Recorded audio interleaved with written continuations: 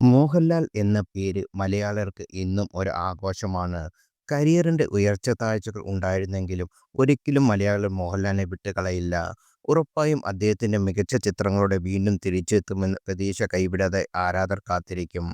കഴിഞ്ഞ വർഷം മോഹൻലാൽ ചിത്രങ്ങൾ പ്രതീക്ഷ വിജയം നേടാതായത് തിയേറ്റർ വിട്ടത്. എന്നാൽ 2025 ലാലേട്ടൻ ആ ക്ഷീണം തീർക്കുന്ന കാഴ്ചയാണ് തിയേറ്ററിൽ കാണുന്നത്.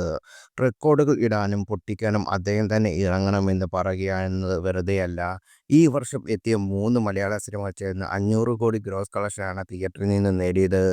പൃഥ്വിരാജ് സംവിധാനത്തിലെത്തിയ എമ്പുരാൻ മോഹൻലാലിന്റെ ആദ്യ ഈ വർഷത്തെ ചിത്രം.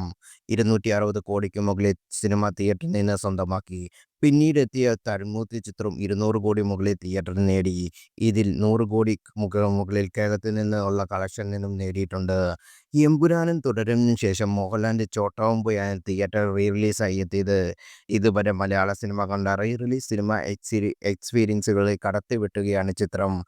ആദ്യ ദിനം 40 ലക്ഷം നേടിയ സിനിമ രണ്ടാം ദിനം 75 ലക്ഷത്തിലധികം രൂപ നേടി.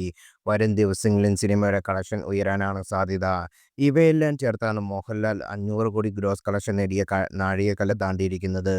2024 മോഹൻലാലിന്റെ 2 ചിത്രങ്ങളാണ് തിയേറ്ററിലെത്തിയത്. ലിജോ ജോസ് പല്ലിശ്ശേരി സംവിധാനത്തിൽ എത്തിയ മലൈക്കോട്ടെ ബാലുവനും മോഹൻലാലിന്റെ ആദ്യ സംവിധാന ബാറോസും. 2 ചിത്രവും ബോക്സ് ഓഫീസിൽ തകർന്നടിയുകയായിരുന്നു. എന്നാൽ മലയാള സിനിമ കഴിഞ്ഞ വർഷം വലിയ നേട്ടങ്ങളാണ് കളക്ഷൻ താണ്ടിയത്. കണ്ടന്റിന്റെ മികവിനോടൊപ്പം കോടിക്കലക്കവും മലയാളത്തിന്റെ നിരവധി ചിത്രങ്ങളെ തേടിയെത്തി.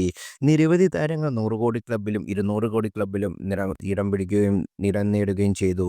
ഇതിനു പിന്നാലെ എവിടെ പോയി മോഹൻലാൽ എന്ന ചോദ്യവും സോഷ്യൽ മീഡിയ ഉയർത്തിയിരുന്നു. ഇതിനെല്ലാം മറുപടിയാണ് ഈ വർഷം തിയേറ്ററിൽ കാണുന്നതെന്ന് ലാലേട്ടൻ ആരാധകർ ആവേശപൂർവ്വം പറയുകയാണ് ഇപ്പോൾ.